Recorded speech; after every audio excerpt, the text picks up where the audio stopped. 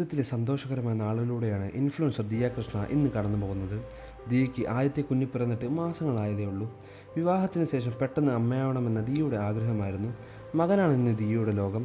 അമ്മയും മകനും തമ്മിലുള്ള സ്നേഹത്തെക്കുറിച്ച് ദിയ ഇൻസ്റ്റാഗ്രാം സ്റ്റോറിയിൽ പങ്കുവച്ച വാക്കുകളാണ് ഇപ്പോൾ ജനശ്രദ്ധ നേടുന്നത്. ഒരമ്മ മകൻ്റെ ആദ്യത്തെ യാഥാർത്ഥ സ്നേഹമാണ്, മകൻ അമ്മയുടെ അവസാനത്തെ യാഥാർത്ഥ സ്നേഹവും എന്ന് പറയുന്ന റീലാണ് ദിയ കൃഷ്ണ പങ്കുവച്ചത്.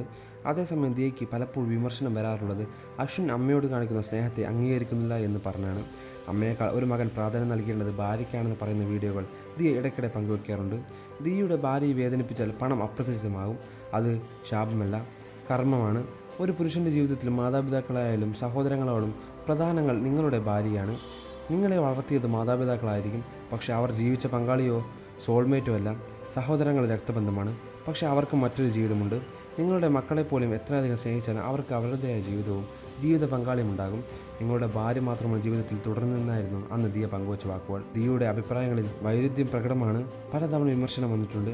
വിവാഹ ദേഷ്യം തൻ്റെ ജീവിതത്തിൽ അശ്വിൻ്റെ വീട്ടുകാരുടെയും തൻ്റെ വീട്ടുകാരെയോ ഇടപെടാൻ ഉണ്ടാകരുതെന്ന് പറഞ്ഞിരുന്ന ആളാണ് ദിയ. വിവാഹശേഷം സ്വന്തം ഫ്ലാറ്റിലേക്ക് മാറിയെന്നുമാണ്.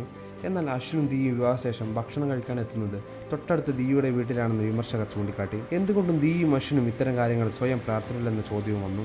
ഗർഭിണിയായ ശേഷവും കുഞ്ഞു പിറന്ന ശേഷവും ദിയ മാതാപിതാക്കളുടെ വീട്ടിലാണ് കഴിയുന്നത്. കൂട്ടിന് അശ്വിനുമുണ്ട്.